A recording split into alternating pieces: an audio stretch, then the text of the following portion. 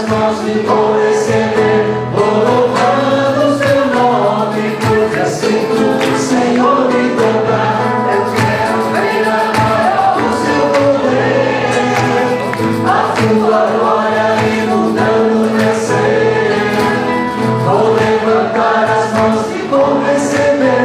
Vou louvando o seu nome, porque assim o Senhor me tocar.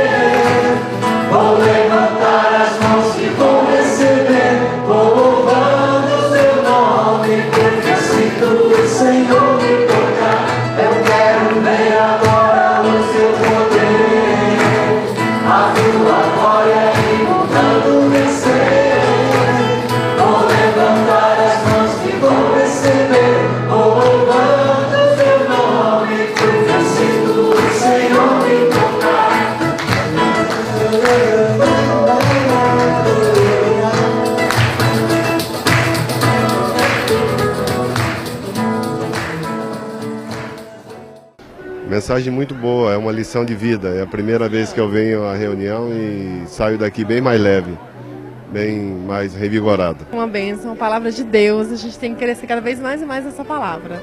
Venham também, não percam a palavra, foi uma bênção. Deus falou muito comigo, falou muito com muita gente aqui, eu tenho certeza. É uma mensagem de paz, de amor, né? É uma mensagem maravilhosa.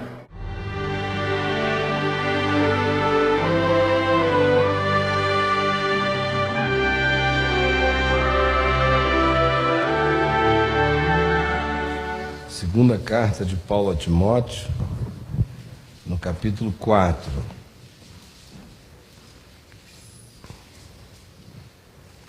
Conjuro-te perante Deus e Cristo Jesus, que há de julgar vivos e mortos, pela sua manifestação e pelo seu reino, diz Paulo a Timóteo. Prega a palavra, insta, quer seja oportuno, quer não. Corrige, repreende, exorta com toda longanimidade e doutrina. Pois haverá tempo em que não suportarão a sã doutrina, o Evangelho. Pelo contrário, cercar-se-ão de mestres, segundo as suas próprias cobiças, como que sentindo coceira nos ouvidos quando ouvem o Evangelho genuíno. E se recusarão a dar ouvidos à verdade, preferindo entregar-se às fábulas. Tu, porém, sê sóbrio de mente em todas as coisas, suporta as aflições, faze o trabalho daquele que propaga o Evangelho, cumpre cabalmente o teu ministério ou o teu chamado. Quanto a mim, diz Paulo, estou sendo já oferecido por libação, como aquela água que é derramada sobre o holocausto. E o tempo da minha partida já é chegado. Eu combati o bom combate, completei a carreira e guardei a fé. Já agora a coroa da justiça me está guardada, a qual o Senhor, reto juiz, me dará naquele dia, e não somente a mim, mas também a todos quantos amam a sua vinda. procura vir ter comigo depressa, Timóteo, porque Demas, tendo amado o presente século, me abandonou e se foi para Tessalônica. Crescente foi para a Galácia, Tito para a Dalmácia. Somente Lucas está comigo. Toma contigo a Marcos e traze-o, pois me é útil para o ministério. Quanto a Tíquico, mandei-o até Éfeso. Quando vieres, Timóteo, traze a capa que eu deixei em Troade na casa de Carpo, bem como os livros, especialmente os pergaminhos. Alexandre, o latoeiro, que trabalha com lata, fazendo latão, causou-me grandes e muitos males. O Senhor lhe dará a paga segundo as suas obras. Tu, guarda-te também dele, porque resistiu fortemente às nossas palavras ou às minhas palavras perante o fórum, perante a corte, no dia em que Paulo era réu. Na minha primeira defesa, ninguém foi a meu favor, todo mundo fugiu. Antes, todos me abandonaram. Que isto não lhes seja posto em conta. Mas o Senhor me assistiu e me revestiu de forças para que, por meu intermédio, a pregação fosse plenamente cumprida e todos os gentios a ouvissem, e fui libertado da boca do leão. O Senhor me livrará também de toda obra maligna e me levará a salvo para o seu reino celestial. A Ele glória pelos séculos dos séculos. Amém. O Senhor seja com o teu espírito. A graça seja convosco. Amém. Podem se assentar.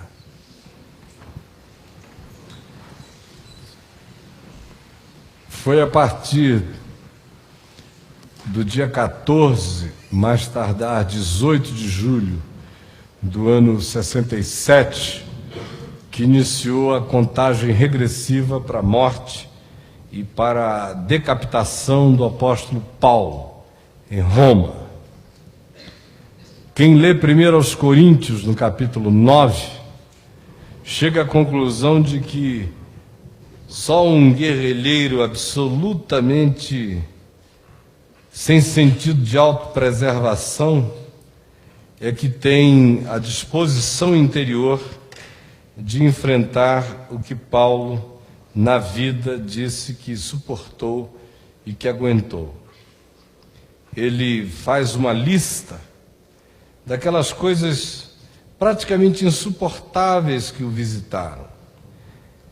Escrevendo aos Romanos, ele fala daqueles que, não entendendo a palavra da graça que ele pregava, tentavam atribuir a ele um procedimento frouxo e sem compromisso, a ponto dele dizer que alguns, maliciosamente, insinuavam que o que ele ensinava geraria esse produto.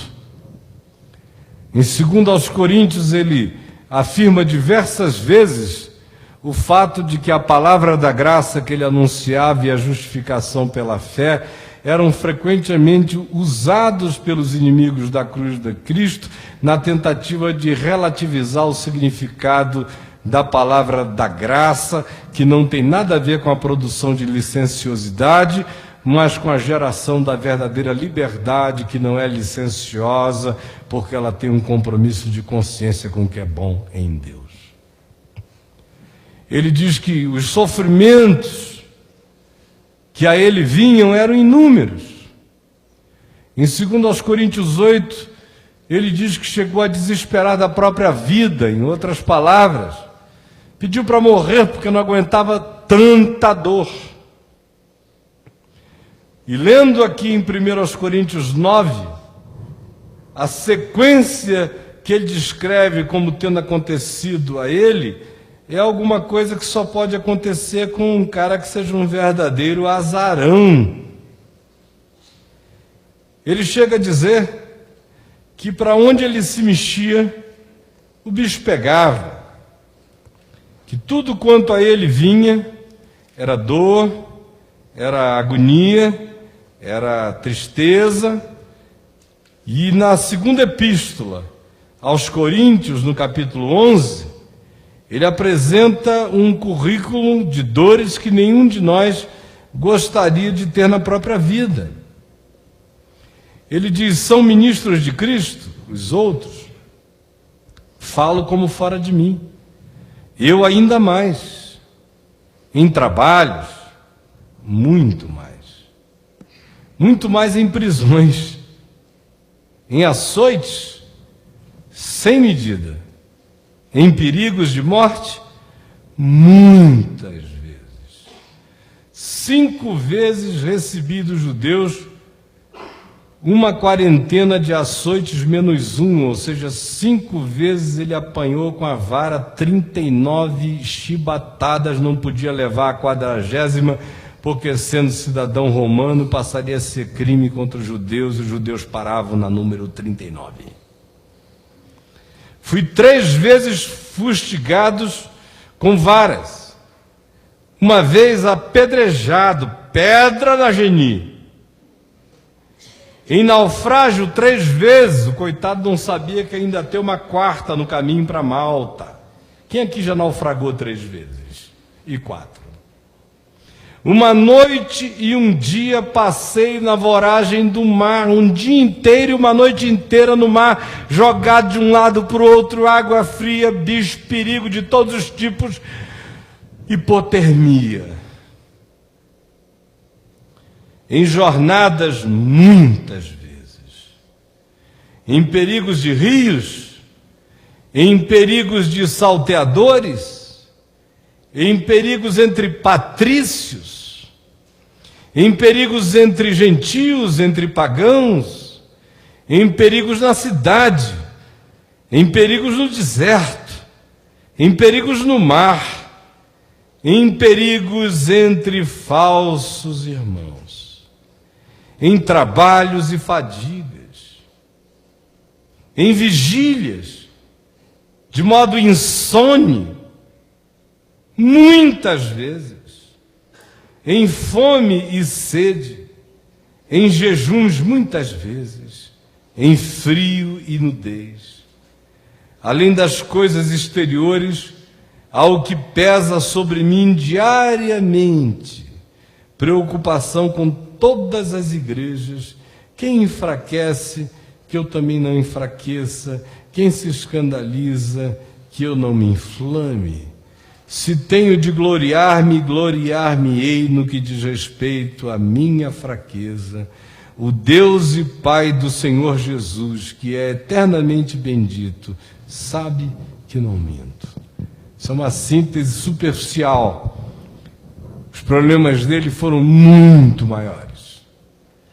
E o texto que a gente leu em 2 Timóteo, no capítulo 4, nos coloca nessa data posterior a 14 de 8 de julho do ano 64 ou 66 depois de Cristo, quando Nero tocou fogo em Roma e atribuiu a culpa aos discípulos de Jesus. E foi nessa leva que os historiadores dizem que Paulo acabou sendo martirizado, decapitado. O texto de 2 Timóteo, no capítulo 4, nos coloca na antessala dessa situação. Ele está preso, já não é aquela prisão domiciliar na qual ele é deixado em Atos, no capítulo 28, em casa, com alguns confortos, com guardas ultra selecionados da chamada guarda pretoriana que cuidavam dele, coisa acerca da qual ele também fala na segunda epístola aos Filipenses, capítulos 1 e 2. Não, já não é prisão domiciliar, já não pode mais ter portas abertas para receber os interessados, aqueles que vinham e que aos seus pés se assentavam para receber instrução na palavra do Evangelho. Agora já é outro tempo. São dias finais. Ele sabe que está para morrer. Ele ouve o brandir da espada ao longe. Sabe que em breve aqueles gumes afiados haverão de lhe decapitar a cabeça. E ele começa a se preocupar profundamente com a sequência das coisas, com a continuidade delas. Ele sabe que a igreja é de Deus. Ele sabe que Deus mesmo cuida e vela pelo seu povo e pela sua palavra. Mas ele gastara a vida inteira fazendo tudo o que lhe estiver ao alcance para que o evangelho não fosse corrompido e para que a palavra da vida se mantivesse intacta nos ouvidos e nas percepções dos seus ouvintes e que ela se transferisse de maneira genuína para as gerações que ainda haveriam de vir. E ele escreve uma carta a um moço, a Timóteo, que ele havia encontrado, de acordo com a narrativa de Atos dos Apóstolos, do capítulo 14 em diante, e que tinha levado o moço para se tornar seu discípulo, embora ele fosse alguém de uma personalidade extremamente introvertida e tímida. E agora, já preso, Paulo escreve a ele 2 cartas, e essa aqui é a segunda. E o que me chama a atenção na leitura desse texto é que ele inicia no capítulo 4, do verso 1 ao verso 5, instando a Timóteo para que vencesse a sua timidez, para que se vestisse de coragem especial, para que pregasse a palavra sem titubeio e com ousadia, e avisa a ele que o ambiente seria hostil, que aqueles que o ouviriam não estariam interessados na palavra do Evangelho, ao contrário, eles estariam tão mais interessados nas fábulas, nas construções humanas, nas invenções de um Evangelho que nada mais era do que um estelionato feito por interesseiros, do que na palavra da vida. E aí o tom muda. E ele diz: quanto a mim, isso é quanto a ti. Quanto a mim, eu já estou sendo oferecido como libação. A minha vida já começa a ser um derrame preparatório.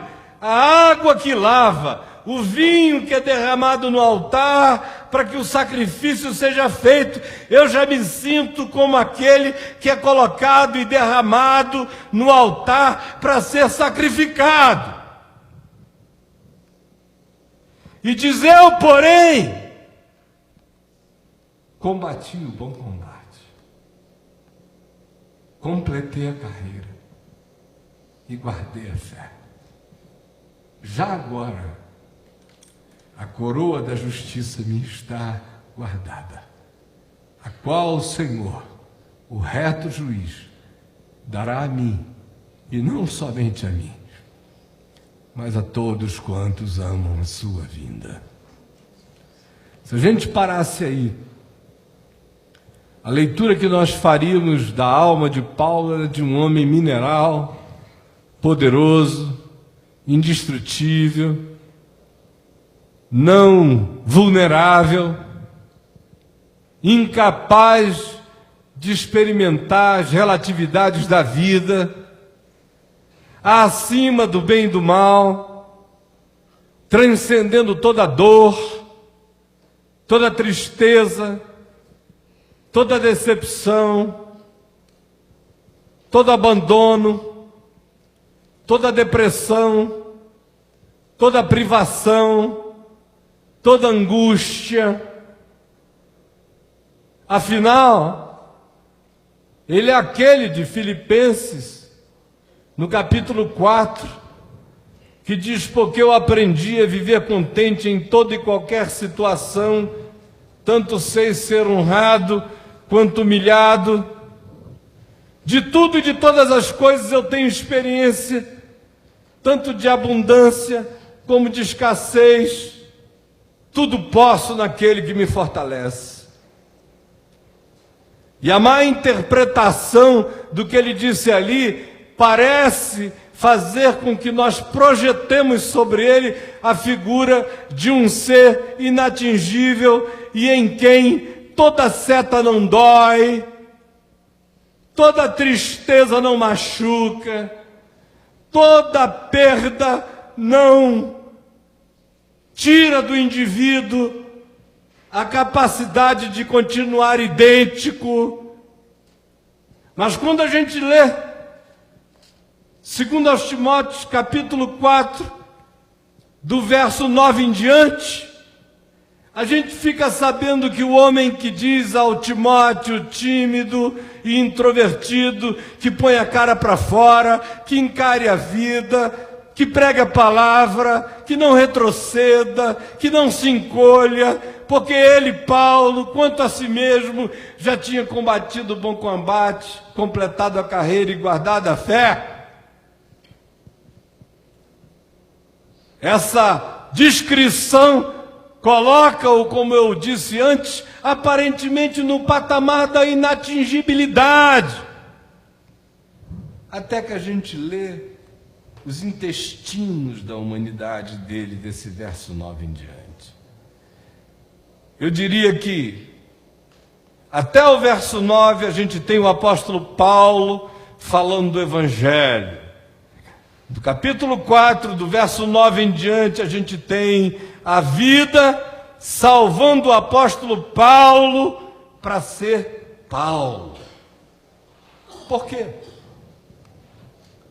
E por que está dito aqui, e que se relaciona ao a um monte de nomes de pessoas que a maioria de nós nem conhece, e a situações comezinhas, e a dores, e a frustrações, e a traições, e a abandonos, e a desamparos, se tornam elementos tão importantes para nós hoje? Porque a maioria de nós sofre de doenças religiosas profundas, surtos de irrealidade. A maioria de nós foi acostumado nas igrejas que dizem que se você decretar, Deus faz qualquer coisa. Se você é de Jesus, tristezas não lhe acometem. É por isso que os crentes têm tanta dificuldade de tratar da mente, da alma, das emoções. Eles tomam remédio para o fígado. Eles cuidam de unha encravada. Eles vão ao dermatologista, a ginecologista, quem sabe ao proctologista. Mas a qualquer coisa que diga respeito à mente, o auto-engano e a estupidez religiosa, especialmente a cristã, gerou o tabu de que se alguém é de Jesus, a mente, a alma, as emoções jamais serão atingidos. E eu queria lhes dizer o seguinte: quem inventou isso foi o diabo. Porque cria um mundo de realidades. Porque o indivíduo recebe essas informações falsificadas e na hora que o bicho pega, que a dor chega, que a traição acomete, que as perdas vêm, que a depressão se instala, que o tédio toma conta, que o sentimento de abandono, de rejeição chega, circunda e cobre a alma com a mortalha do desprezo. Quando essas coisas todas vêm, e a pessoa foi ensinada que em sendo de Jesus, nada disso chega, praticando a teologia da poliana moça, na hora que o choque de existência acomete a pessoa, ela perde a fé. Aí, idiotadamente, começa a dizer: mas Deus, por quê? Porque dói. Por que comigo? Eu sou teu servo. Sempre te servi. Escola dominical. Não faltava os teus cultos.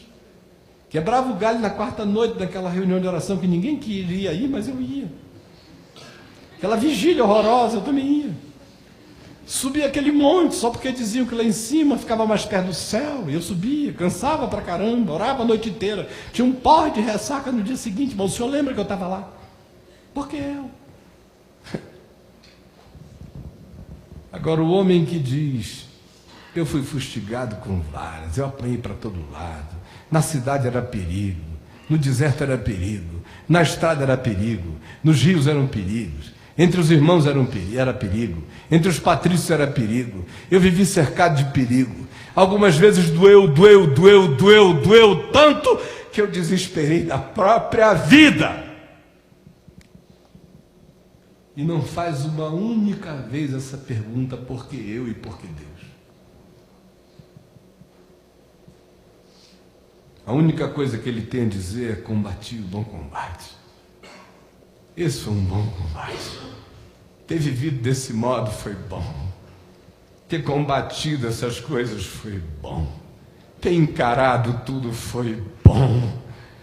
E eu guardei a fé que está intacta dentro de mim. E já agora, quando eu sinto que estou para ser oferecido como libação, eu sei que a coroa da vida me está aguardada, a qual o Senhor me dará, e não somente a mim, mas a todos quantos amam a sua vida. E aí, do verso 9 em diante, se apresenta um paradoxo. Esse homem de uma segurança total, que não tem medo da morte, que não tem medo de dor, que não tem medo de traição, que não tem medo de inimigos gratuitos, que não tem medo de assalto, que não tem medo de apanhar, que não tem medo de vara, que não tem medo de mar, que não tem medo de privação, que não tem medo de humilhação, que não tem medo de coisa alguma. É homem. E descreve nesses versos finais da segunda epístola a Timóteo a natureza mais intrínseca e visceral da sua humanidade para o nosso próprio bem. Ele começa dizendo a Timóteo: procura vir ter comigo depressa. Eu já estou para ser oferecido como libação. Vem logo. Quase que dizendo: eu não queria partir sem te ver. Vem logo porque eu estou só. Demas, que tinha sido amigo de jornada e que é mencionado em Colossenses como uma pessoa íntima, Paulo diz que quando ele o viu preso, encarcerado, limitado, impotente, condicionado, manipulado por mãos perversas do Estado, da República Romana, ele desistiu e amou o presente eon, amou o presente século, a autopreservação, e o abandonou. Ele disse: Crescente não está comigo, nada de mal, nada de mais, mas ele era importante, um amigo querido, só que está na Galácia. Tito está na Dalmácia.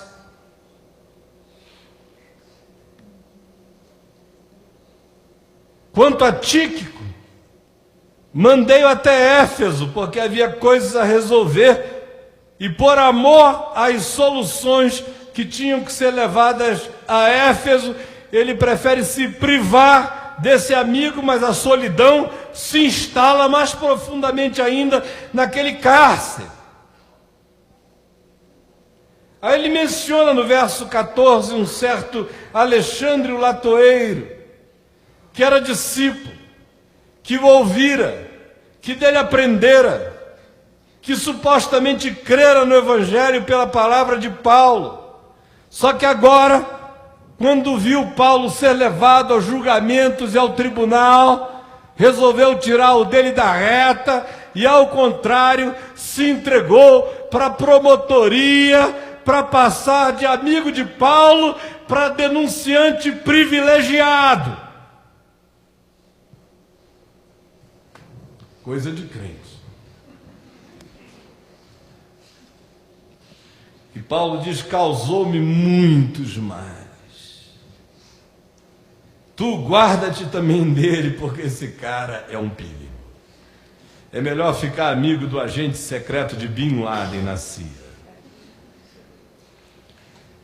Ele olha em volta para a comunidade dos discípulos, gente que mamava espiritualmente nas tetas dele, gente que dormia espiritualmente no colo dele, gente que chorava as suas angústias no ombro dele, gente que tinha sido alimentada espiritualmente pela palavra da vida que procedia da mensagem dele.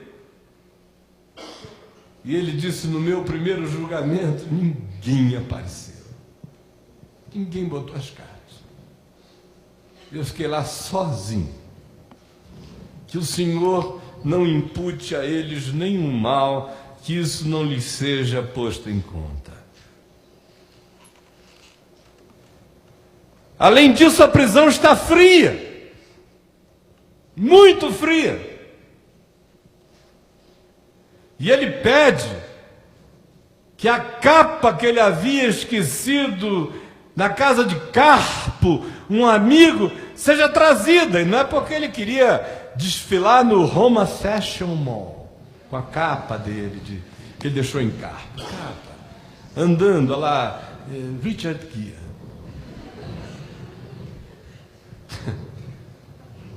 É porque estava frio. Porque o cara pode ser cheio do Espírito Santo, mas fica arrepiado a si mesmo de frio. Tem gente que pensa que gente cheia do Espírito Santo só tem aqueles arrepios assim. Oh, glória! Não, bota o sujeito no frio, que cheio do Espírito Santo, ele fica... Que pedra gelada. Não era king size a cama. Era de pedra gelada. Traz a capa. Quase que dá para ouvir o cara batendo os dentes. Traz a capa que eu deixei na casa de Carpo. Traz a capa. Porque o frio era grande. E o tédio era enorme. Ninguém para falar, ninguém para conversar. Os amigos longe. Ex-amigos que o haviam traído também. A comunidade dos irmãos toda se autoprotegendo, fugindo. Ele diz: então traz os pergaminhos e os livros, para que a minha mente não fique congelada, não fique parada, para que eu tenha que ler, para que eu tenha com que nutrir a minha mente, para que eu tenha distração no espírito, para que eu tenha um mínimo de recreamento interior. Traze os livros, especialmente os pergaminhos. E assim a gente fica sabendo que um homem que não tem medo de morrer, que ao contrário diz: eu já estou sendo oferecido como libação. Assim a gente fica sabendo que um homem que não foge da raia, que encara tudo, encara todos, e não tem medo da boca do leão, a si mesmo entra em depressão. A si mesmo fica tomado pelo tédio. A si mesmo precisa de entretenimento mental para não ficar surtado. A si mesmo carece radical e visceralmente de amigos. O que nós temos aqui é esse homem que diz: combati o bom combate, completei a carreira, guardei a fé. Mas nem por causa disso eu deixei de precisar de amigos. Nem por causa disso eu deixei de precisar de roupa, de agasalho. Nem por causa disso eu deixei de precisar de elementos para enfrentarem o tédio, o bode da vida. Nem por causa disso deixou de precisar de pessoas que, em o reconhecendo, pudessem dizer publicamente: nós estamos com Ele. O que isso tem a ver com a gente hoje aqui? Como eu disse no início, a maioria de nós está viciada na mentira da religião, na mentira da teologia da prosperidade, na mentira das afirmações que tornam Deus apenas um provedor de futilidades para a espiritualidade que não se projeta para cima nem para o céu, mas apenas para o pó a pó, para a terra e para a sociedade de consumo, porque o Deus de hoje é o dono das Casas Bahia.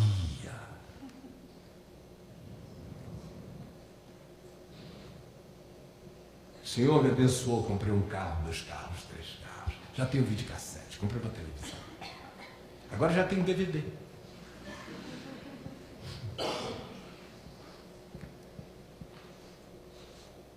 Quem está ensinando esse pseudo-evangelho na terra hoje, me desculpem, meus queridos, não edita, amigo Edivaldo, eu quero que Brasília inteira ouça, é o diabo.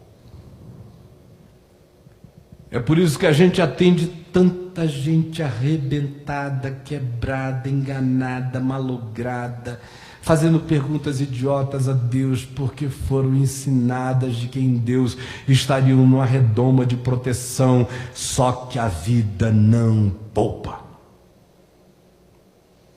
No final do Sermão da Montanha, Jesus disse que aquele que ouve e guarda a sua palavra, é como um homem que construiu a sua casa sobre a rocha.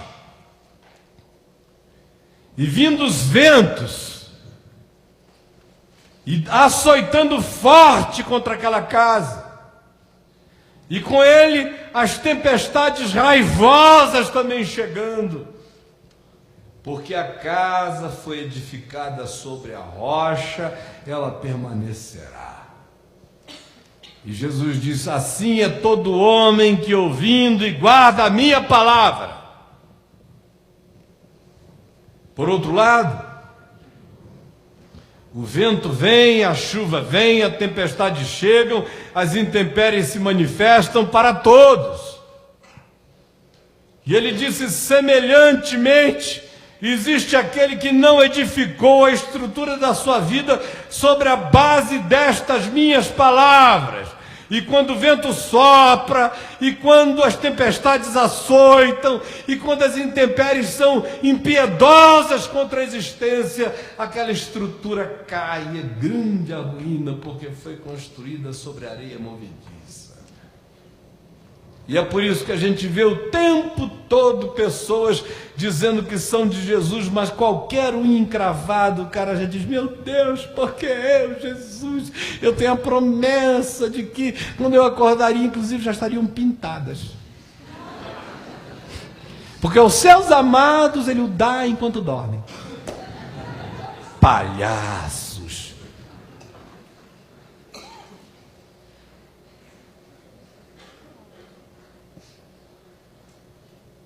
O Evangelho é a verdade, e não só é a verdade, mas também é a palavra da realidade. E esse homem, que combateu o bom combate, completou a carreira, guardou a fé, que não temia a morte, que já olhava para além de todos os horizontes e via a coroa da justiça, que a ele estava guardada, não tem nenhum pudor de assumir a sua humanidade até as últimas consequências. Vem logo, porque eu estou só. Vem logo e traze contigo mais alguém. Eu estou precisando de conversa. Vem logo, traz a minha capa, porque eu estou com muito frio. Vem logo, porque aqueles que eram os meus amigos, eu já não posso confiar neles, porque eles não só me traíram como Alexandre o Latueiro, mas alguns assumiram aquela política do não precisando de coisa alguma, disponha, apóstolo. Apóstolo Paulo, meu amado, não precisando de nada, conte comigo. Vem logo, porque ninguém tem sido em meu favor. Ora, essa deveria ser uma palavra de profunda consolação para todos nós. Profundíssima consolação. E por quê? Porque aqui entre nós há pessoas se sentindo rejeitadas, abandonadas, traídas, entediadas, bodeadas, cansadas, objeto de tramas perversas, surpreendidas por amigos que não eram amigos, que investiram em pessoas e de repente tiveram um troco absolutamente perverso. Porque aqui entre nós tem gente desempregada, porque aqui entre nós tem gente comendo mais do que precisa ou precisaria, porque aqui entre nós existem pessoas profundamente frustradas e ficam se perguntando por que Deus, por que Alexandre o Latueiro me traiu, por que Demas amou o presente século e me abandonou. Ora, Paulo nunca fez essa pergunta, ele só disse: Demas, tendo amado o presente século, me abandonou. Não tem porquê nenhum. Só tem constatações reais. Não há queixa, não há autovitimização, não há um ser lambendo as suas próprias feridas e tomando porre das suas próprias lágrimas. Mas há uma pessoa afirmando cada condição da vida e todos os efeitos que cada uma delas produzem como sequela no ser. O indivíduo que foi abandonado está querendo ser afirmado, abraçado outra vez por alguém. O indivíduo que foi traído precisa desesperadamente poder dizer: Lucas está comigo. Todo mundo foi embora, mas Lucas está aqui. O indivíduo que está em tédio não tem que fazer uma reunião de oração anti-tédio. Tem que ler bons livros. Tem que se distrair. A pessoa com frio, com fome, com necessidade, não tem que participar da conferência Prosperidade para Todos. Precisa de capa, de abrigo, de coisas práticas.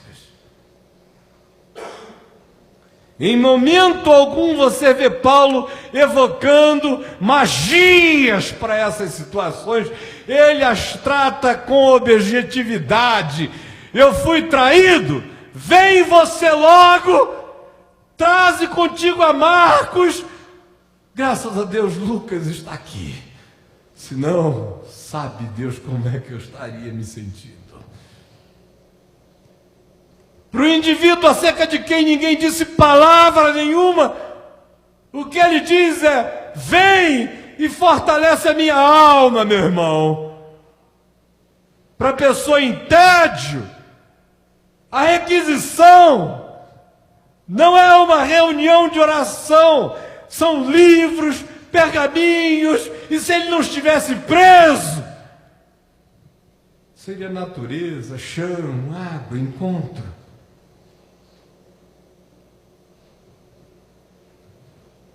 Para aquele que está deprimido, depressão produzida pelo abandono, pelo solapamento da confiança, pela deserção de companheiros. A solução para isto não é a corrente dos 318 que não vão para sua casa depois, eles nem sabem que você existe. Basta um, bastam dois, bastam três. Basta um toque, basta um afago, basta uma capa quente, basta um sorriso, basta uma chegada, basta a lembrança. Olha, os teus livros, meu querido, eu trouxe lá da casa de capa, está tudo aqui. Puxa, você trouxe, eu trouxe. Não há nenhuma magia, é só encontro, é só trazer, é só prático, é só vir, é só abraçar, é só dizer, eu estou contigo até o fim. Não importa qual seja o fim, eu estou aqui.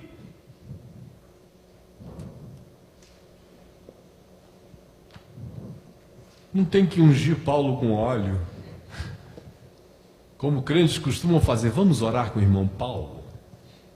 Aí vem aquele bando de chatos, entra todo mundo, faz aquela volta em roda do apóstolo. Aí começa, oh, glória, Senhor, visita o teu servo, apóstolo Paulo, que tem te servido durante tantos anos, põe o teu anjo aqui para ajudar. E cada um repete a mesma coisa, uma ladainha, depois dizem que crente não gosta de reza, é tudo igual, um rosário. Aí depois, a paz do Senhor, irmão Paulo, a paz do Senhor, tá? A paz do Senhor. Aí vai todo mundo embora e fica lá o Paulo chupando o dedo no caça de tremendo de frio. Oração nenhuma substitui um abraço. Na solidão, nenhum decreto substitui o sussurro que diz, eu estou aqui, meu irmão. O resto é palhaçada. Eu não sei como é que você está se sentindo.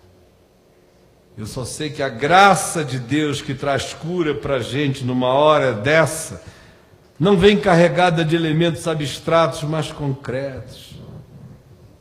Ela não é feita de visitas angelicais, mas de visitas humanas. Ela não é feita de mantos espirituais, mas de capas de linho. Ela não é feita apenas de sonhos de entretenimento. Ela demanda encontro com elementos que ativem a mente. E, sobretudo, ela carece de encontro humano. Porque no encontro humano há graça divina. Porque na lembrança de alguém que trouxe alguma coisa que você precisava, há graça divina. Porque no abandono de todos, a presença de um Lucas é uma multidão de amor. Porque a graça de Deus não nos desnaturaliza. Ela não nos torna seres minerais. Ela não tira de nós os nervos nem as emoções. Ela não tira de nós a necessidade de carinho, de encontro, de afirmação, de abraço. A graça de Deus não chega fazendo competição com os elementos naturais da vida que emulam a nossa própria saúde emocional, psicológica e espiritual. Por isto, livros nessa hora são graça de Deus, amigos são graça de Deus, roupa é graça de Deus, teto é graça de Deus, abraço é graça de Deus, beijo é graça de Deus, fidelidade humana é graça de Deus. E quem quer que queira se evadir da realidade com qualquer outro tipo de perspectiva, vai ter que encarar logo adiante na vida o fato esmagador de que anjos não nos fazem cafuné na cabeça, homens sim. Por que eu estou dizendo isso? Por duas razões. Uma é porque há uma quantidade grande de pessoas vivendo esse conflito aqui. Porque se eu sou de Jesus e eu recebo isso no site toda hora, meu Deus. Pastor, eu sou de Jesus, fui batizado, papapá, tá. Por que eu estou me sentindo assim? A vontade de dizer, minha filha vai namorar. Vai sair com os amigos. Em vez de subir esse monte, onde você diz que o capim fica queimado quando você chega lá, de tanta glória, E você desce de lá na maior depressão do mundo para dormir naquela cama de campanha sozinha. Por que você não encontra alguém? Por que ao invés de ficar apenas com esse papo de o Senhor é poderoso? Sim, o Senhor é poderoso. Ah, mas o Senhor é poderoso? Ah, eu sei que o Senhor é poderoso. É grande o amor de Deus. Sim, é grande o amor de Deus. Parece a conversa do Jô Soares com Paulo Suvino sobre o Frei Serapião. Como era grande, era enorme, descomunal, mas nada acontece.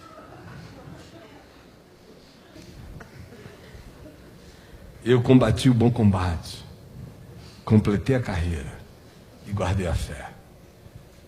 Mas nem por causa disso deixa de vir ter depressa comigo. Nem por causa disso deixa de trazer marcos. Nem por causa disso te esqueças dos livros e dos pergaminhos. Nem por causa disso agregue a tua própria presença de Lucas, porque por enquanto somente Lucas está comigo. Ele enfrenta essas situações com os elementos mais naturais da vida. Ele não faz nenhuma evasão da realidade.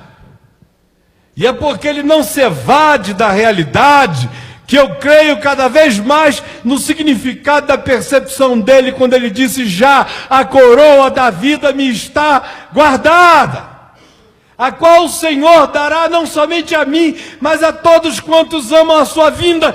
Um homem que é capaz de dizer que está com fome, que está com frio, que está sozinho, que está deprimido, que está carente, que quer amigos, que se sentiu traído e que ao mesmo tempo diz: eu sei que eu tenho uma coroa, eu combati o bom combate, eu completei a carreira, eu guardei a fé. Esse indivíduo ganha o meu respeito para todo sempre.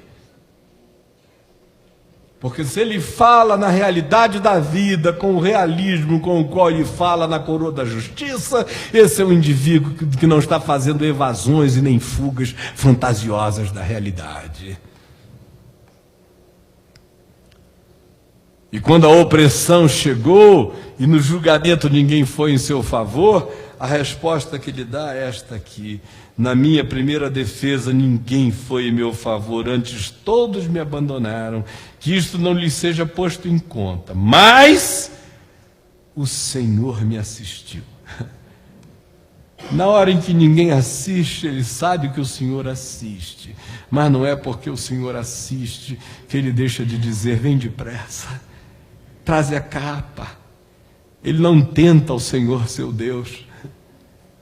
Tudo quanto é humanamente alcançável e disponível, ele usa apenas quando a indisponibilidade de todos os meios, de todos os homens e de todas as coisas acontece, é que ele sabe que se nada vier, se nada chegar, o Senhor me assistiu e me revestiu de forças, para que por meu intermédio a pregação fosse completamente cumprida e todos os gentios a ouvissem, e fui libertado da boca do leão.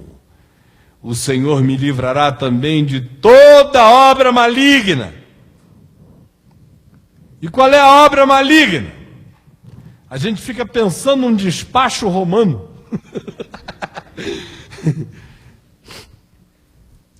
Tivesse alguém aí desse lugar do descarrego evangélico, já iam dizer: Paulo, irmão Paulo, olha, uma mandinga pegou em você, isso é um encosto. Cara, você não pode viajar de navio que afunda. Você não pode andar na estrada que te assaltam.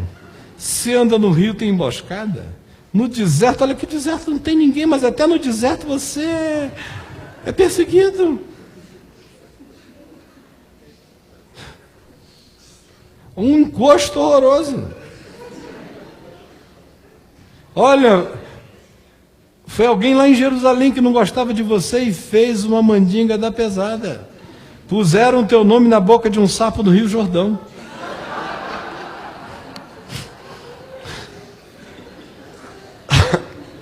Frequenta 30 dias a nossa reunião que o senhor vai ficar liberto.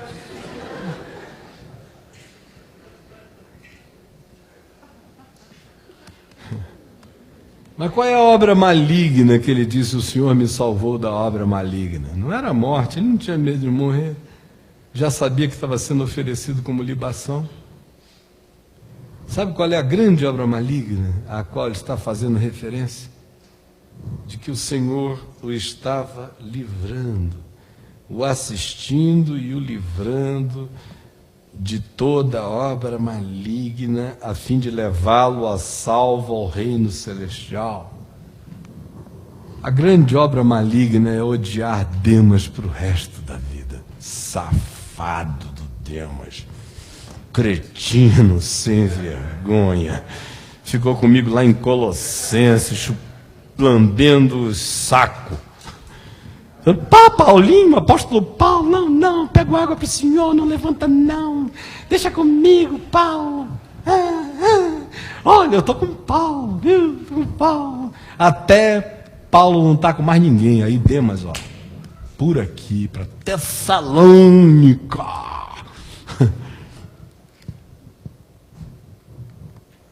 A obra maligna era olhar para aquela igreja ali, em volta dele, dizer: canalhas, carliordinhas, safadinhos devocionais, cretinos doutrinados.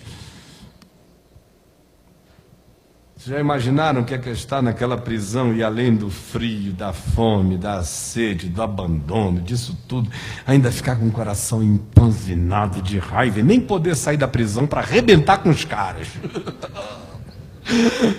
Não tinha nem como fazer uma catarse. Tinha que ficar preso lá, fazendo boa cumba,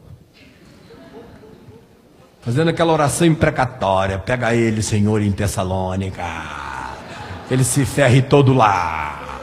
Esse pessoal todinho que não abriu a boca no meu julgamento, eu quero pedir ao Senhor que o Senhor pegue e eles engulam a língua, que eles amanhã são todos assim entalados.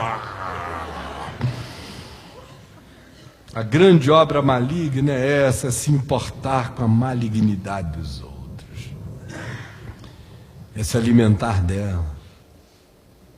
E ele diz: o Senhor me livrou e me livrará também de toda obra maligna e me levará salvo ao seu reino celestial.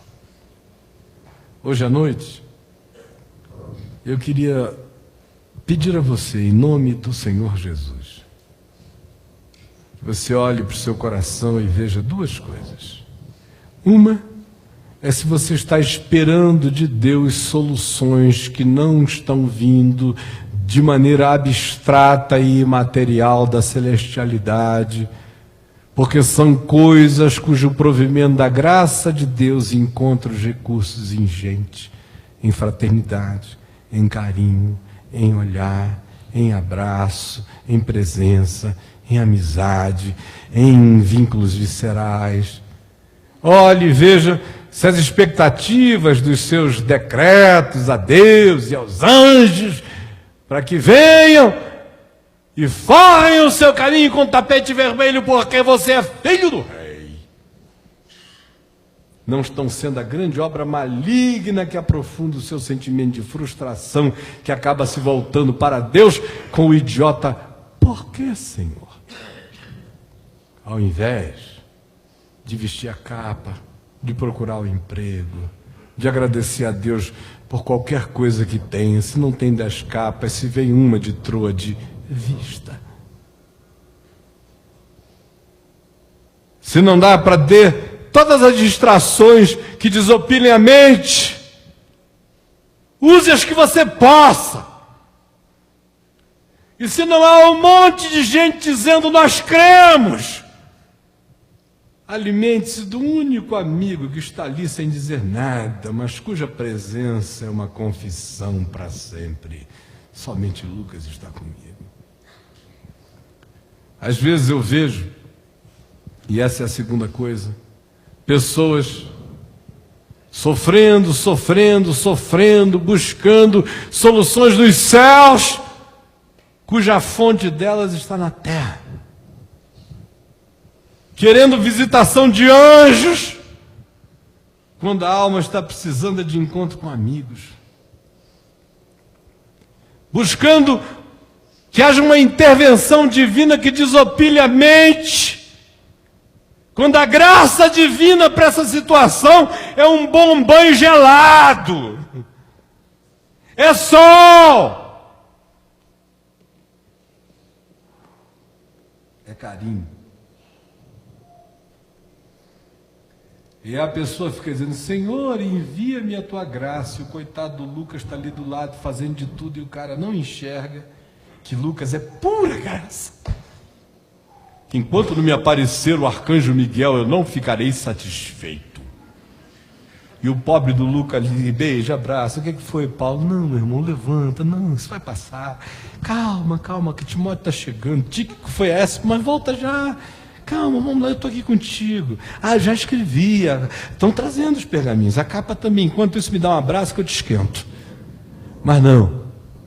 O cara quer o anjo Gabriel. O arcanjo Miguel. O serafim redondo, com o olho para dentro, para fora e para todos os lados. E não consegue enxergar o olho fraterno do irmão, que é pura misericórdia. Em outras palavras, irmãos, que nós todos sejamos, pela graça de Deus, salvos da idiotice. Essa é a minha palavra a vocês. Que o Senhor nos salve da palhaçada. Que o Senhor nos ajude a ver graça desse tamanho. Graça com olhinho, graça com nariz, gracinha com boca, com ouvido disponível para ouvir, com um peito aconchegante para dizer, chega aqui, com uma mãozinha boba que passa na tua cabeça e diz, estou aqui, irmão. Aprenda a ver graça de Deus nesses gestos singelos. Porque no final de tudo, é isso que vai prevalecer quando Jesus disser, vinde benditos de meu Pai. Porque Paulo teve fome e tu lhe deste de comer. Paulo teve sede e tu lhe deste de beber. Paulo esteve nu e tu trouxeste a capa de trude. Paulo esteve preso e tu fostes visitá-lo. Paulo é estrangeiro em Roma, mas tu não tiveste nenhuma vergonha de dizer, eu estou com ele. Porque quem der um copo d'água a um desses meus pequeninos irmãos, a mim me dá. Porque quem recebe a mim, recebe ao meu Pai. E quem recebe aquele que me enviou, a mim me recebe. E qualquer um que der um copo d'água a qualquer desses pequeninos, a mim me dá. E quem acolhe um profeta como profeta de Deus, esse mesmo receberá galardão de profeta. Essa é a graça se esparramando na horizontalidade da vida. E é uma pena que nos tenham cegado os olhos, de modo que a gente prefere ver anjo artificial vestido de purpurina, do que ter a coragem de olhar em volta e reconhecer, apesar da verruga na ponta do nariz do irmão, que ele é um anjo de Deus chegando para fazer bem a você. Eu não tenho mais nada a dizer hoje. The end. Tchau. Vamos ficar em pé.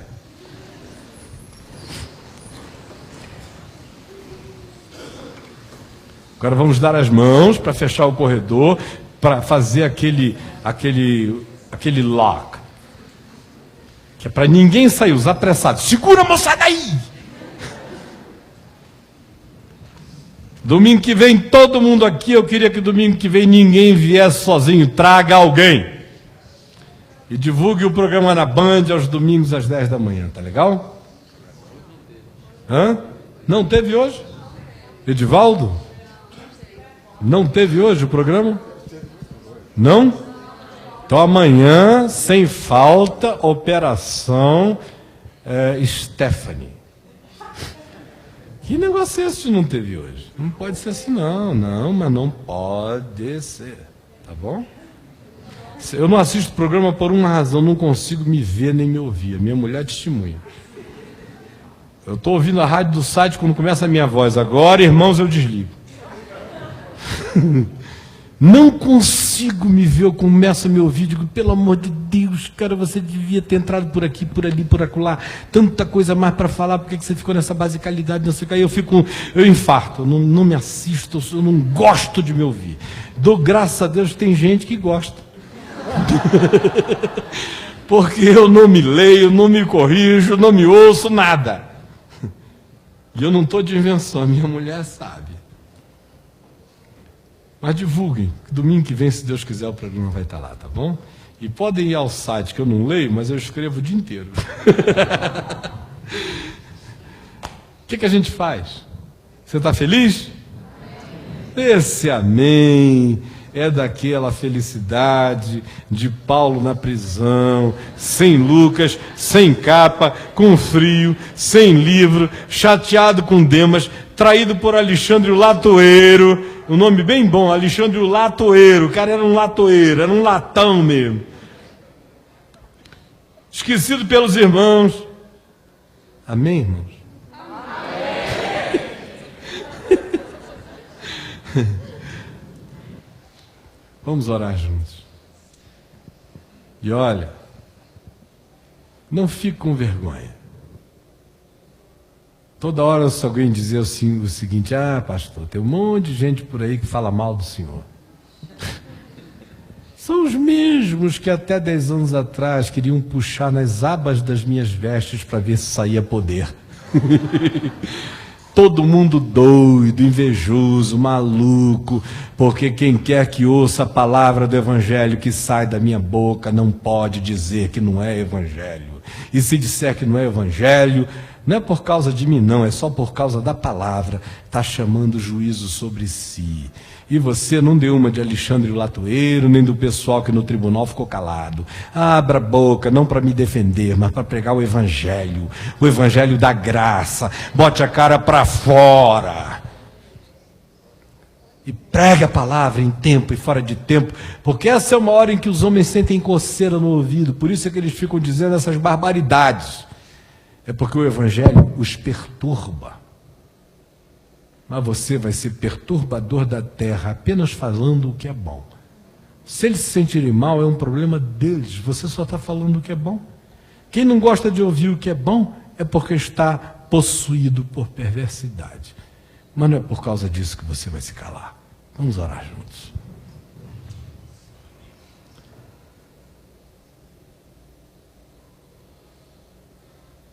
Ele nos libertou do império das trevas e nos transportou para o reino do Filho do seu amor, no qual temos a redenção, a remissão dos pecados. Ele é a imagem do Deus invisível, o primogênito de toda a criação, pois nele foram criadas todas as coisas, as visíveis e as invisíveis, sejam tronos, sejam soberanias, quer principados, quer potestades. Tudo foi criado por meio dele e para ele. Ele é antes de todas as coisas. Nele tudo subsiste. O que habita no esconderijo do Altíssimo e descansa à sombra do Onipotente, diz ao Senhor: Tu és o meu refúgio, o meu baluarte, Deus meu em quem eu confio. Pois ele te livrará do laço do passarinheiro e da peste perniciosa, cobrir-te-á com as suas penas, sob as suas asas estarás seguro. A sua verdade é pavês e escudo. Não te assustarás do terror noturno, nem da seta que voa de dia, nem da peste que se propaga nas trevas, nem da mortandade que assola ao meio-dia. Caiam 1000 ao teu lado e 10.000 à tua direita, tu não serás atingido. Somente com os teus olhos contemplarás e verás o castigo dos ímpios, pois disseste: o Senhor é o meu refúgio. Fizeste do Altíssimo a tua morada. Nenhum mal te sucederá, praga nenhuma chegará à tua tenda, porque aos seus anjos ele dará ordens a teu respeito para que te guardem em todos os teus caminhos. Eles te sustentarão nas suas mãos para não tropeçares em alguma pedra. Pisarás o leão e a áspide, calcarás aos pés ao leãozinho e a serpente, porque a mim se apegou com amor, eu o livrarei. Pô-lo-ei a salvo, porque ele conhece o meu nome, ele me invocará e eu lhe responderei. Na sua angústia eu estarei com ele, livrá-lo-ei e o glorificarei, saciá-lo-ei com longevidade e lhe mostrarei a minha salvação. Esta é a bênção do Senhor. Vão em paz, em nome de Jesus. Amém, amém e amém. Uma boa semana, em nome de Jesus. Na graça de Deus. A paz do Senhor, amigos. Paz.